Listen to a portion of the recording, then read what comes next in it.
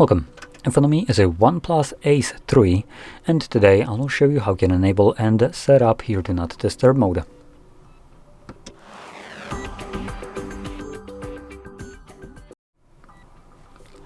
So to get started, you will want to swipe down from the top of your screen. Do that once more, and this will extend the list of visible toggles.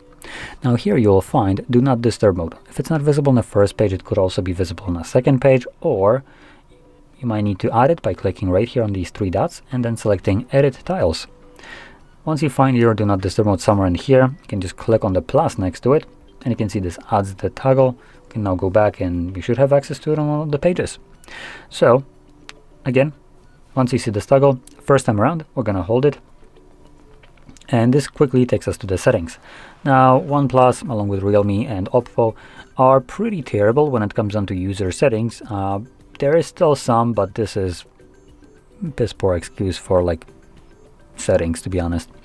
So anyway, the more important options here, which isn't very many of them, will be things like calls and messages, which is for some reason clumped up in the same category or in the same option.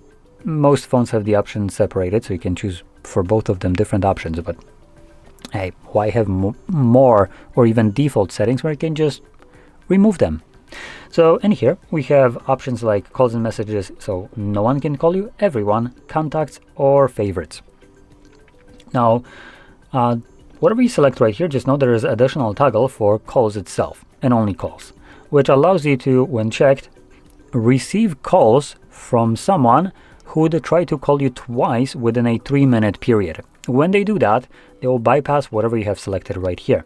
Now it might be a great option in terms of emergencies, and 3 minutes is a very short period, so you have a very small chance that someone will, like a spam caller, will fall under that. They might be persistent, but as far as I can tell, they're not that persistent.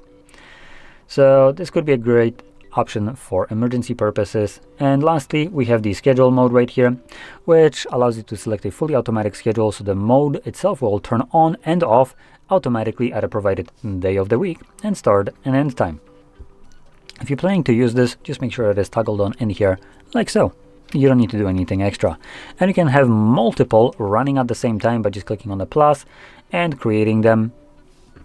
Anyway, once everything is set up in here, we can just find this toggle in the list. Where is it? There we go. So once you find it, you can tap on it. First time around, you get a pop-up right here, which does have a checkbox selected to not show this again, but the message says, in Do Not Disturb mode, you will only receive notifications and alarms, timers, and calendar events. Well, there is a missing info, because depending on how you selected calls and messages, you will be also receiving those, but hey, it's not like they literally state that themselves in the settings that you can change, but whatever. I'm gonna select turn on, and it's on. Now, one thing to keep in mind when you enable this is that you will need to remember to turn it off, otherwise this mode will run indefinitely in the background, assuming you don't have a schedule mode enabled. So just to put that in perspective, if you don't turn it off yourself, this mode will run basically till you remember to turn it off. But if you have something like a schedule, which I did enable this one right here, but you could have a schedule enabled just for the purposes of forgetting Do Not Disturb mode. So you'd then want to probably set it up so it runs something from, like, I don't know, maybe 2 a.m. to 2:01. There we go.